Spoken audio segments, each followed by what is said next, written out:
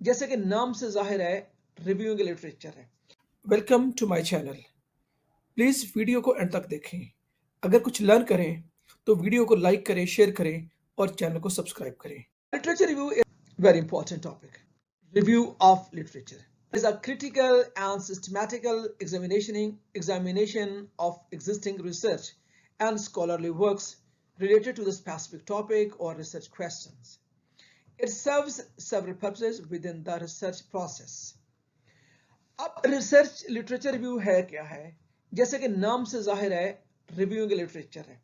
जो existing literature है उसका क्रिटिकल और सिस्टमैटिक इवैल्यूएशन, ताकि आपको अंदाजा हो सके कि व्हाट इज गोइंग ऑन है। जो आपका ऑब्जेक्टिव्स हैं, जो आपका रिसर्च टॉपिक है, जो आपका रिसर्च क्वेश्चन है, उसके रिलेटेड जो भी वर्क्स हैं, जो भी काम है, जो भी आर्टिकल है, रिसर्च है, उसको रिव्यू करना। रिव्यू कैसे करना? Critically, systematically. और इसके बहुत से पर्पसेस हो सकते हैं। अभी आगे हम बात करते हैं कि क्रिटिकल जो है, सिस्टमैटिक से हम क्या मुराद लेते हैं। Number 1, contextualising the research. जब आप लिटरेचर रिव्यू कर रहे हो तो आप क्या करोगे? You are going to contextualize your research, you are providing context to your research, placing the current study within the broader context of the existing knowledge and research on the topic. आप जो research कर रहे हो वो ज़ाहिर एक अलग थलग तो नहीं होगा। जो स्पेसिफिक एरिया है, जो पहले काम हुआ है, उसी का एक हिस्सा होगा। जो आप एग्जिस्टिंग नॉलेज है उसी के अंदर रह के काम करोगे। अब उसको लिंक करना है अपनी रिसर्च से। ये कैसे करोगे? Through literature review.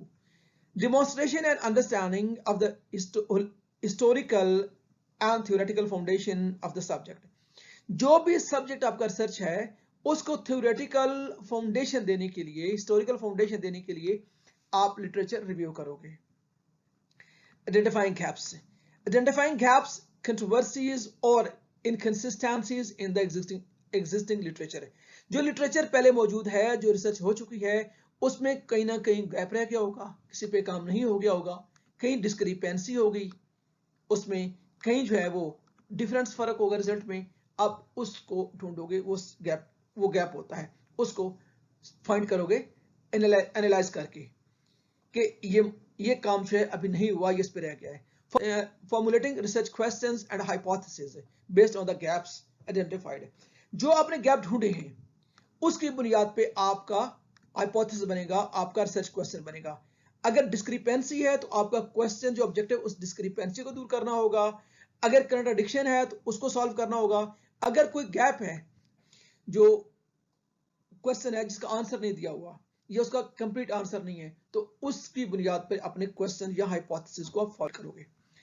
आगे evaluating methodologies and approaches, assessing the methodologies and research approaches used in the previous studies. जो पहले लोगों ने रिसर्च की हुई है उन्होंने कोई ना कोई टेक्निक इस्तेमाल की होगी, कोई ना कोई प्लान इस्तेमाल किया होगा, कोई ना कोई अप्रोच इस्तेमाल की होगी। उसको देखते हैं, उसको एनालाइज करते हैं कि किस अप्रोच के साथ क्या रिजल्ट सामने आया है। Determining the strengths and limitation of existing research. जो मुख्तलिफ रिसर्च हैं उनकी लिमिटेशन होती हैं। आप उनकी लिमिटेशन देखोगे, किन लिमिटेशंस के रह के अंदर काम किया है, ये कौन सी लिमिटेशंस हैं जो रिजल्ट पे अफेक्ट हो सकती हैं, और आप कोशिश करोगे उनको एड्रेस करने की। नेक्स्ट है building theoretical framework. developing and refining a theoretical framework or conceptual model for the current study.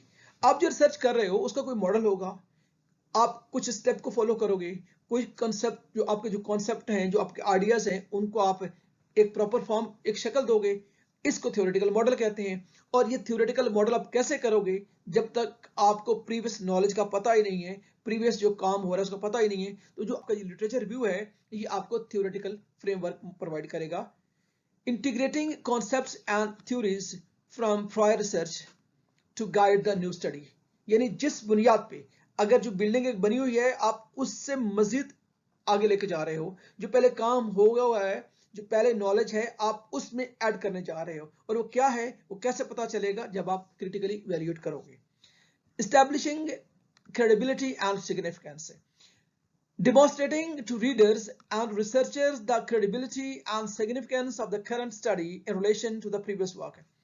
आपकी रिसर्च रिलायबल कितनी है, आपकी रिसर्च कितनी क्रेडिबल है, उसकी क्या अहमियत है, वो कैसे पता चलेगा? जब तक आप बाकी से कंपेयर नहीं करोगे, बाकी को सामने नहीं रखोगे, तो कैसे पता लगेगा कि पहले लोगों ने क्या काम किया हुआ है और आप उसमें क्या ऐड कर रहे हो? पहले ने जो काम किया हुआ है उसके साथ तक बेहतर है, उसमें आपका काम कितनी कंट्रीब्यूशन कर रहा है, ये कैसे पता चलेगा? जब आप लिटरेचर रिव्यू को एनालाइज करोगे।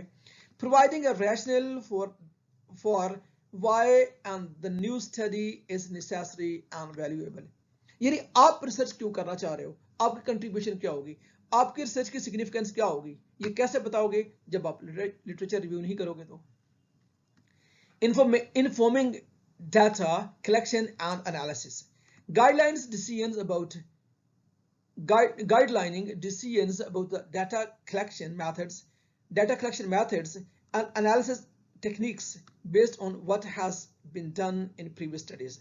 जो पहले स्टडीज हो चुकी हैं उसकी बुनियाद पे आप गाइडलाइन बनाओगे, वो आपको गाइडलाइन प्रोवाइड करेगा। जो आपका लिटरेचर रिव्यू है, जो आपका एग्जिस्टिंग नॉलेज है, जो एग्जिस्टिंग वर्क है, वो क्या करेगा? वो आपको गाइडलाइन प्रोवाइड करेगा, वो टेक्निक्स प्रोवाइड करेगा, वो मेथड प्रोवाइड करेगा, जिसकी बुनियाद पे आप मजीद स्टडी करोगे।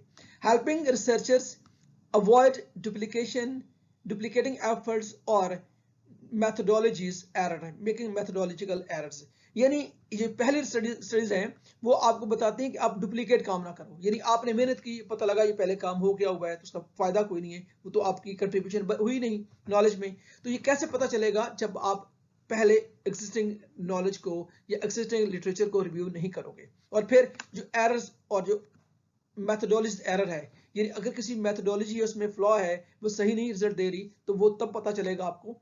आपने कोई मेथोडोलॉजी ली, पता लगा कि वो मेथोडोलॉजी जो है वो फेल हो गई है, या वो एब्सोल्यूट हो गई है, या वो उसका रिजल्ट रिलायबल नहीं है, तो कैसे पता चलेगा? जब तक प्रीवियस रिसर्च को आप रिव्यू नहीं करोगे।